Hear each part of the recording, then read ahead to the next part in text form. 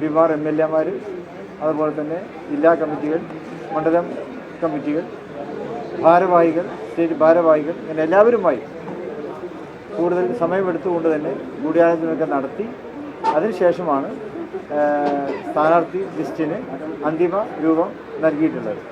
അപ്പോൾ ഇന്നും മലപ്പുറത്ത് സിൻഡികേറ്റ് ഓഫീസിൽ അതിൻ്റെ അന്തിമ ചർച്ചകളെല്ലാം നടന്നു.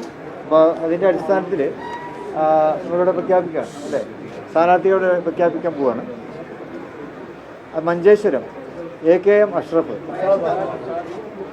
കാസർഗോഡ് കലക്ടർ Mayin Haji, Azhikode Kareem Chelery, Koothuparamba Jayanthi Rajan, Kuttiady Parakkal Abdulla, Perambra Fathima Thahiliya, Thiruvambady Kasim Koodaranji, Koduvally PK Firoz, Kunnamangalam Razak master,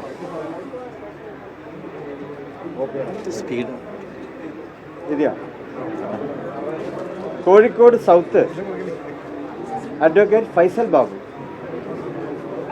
Vallikkunnu TV Ibrahim, Kondotty TP Ashraf Ali, Vallikkunnu TV Ibrahim, Kondotty TP Ashraf Ali, Manjeri advocate Rahmatullah,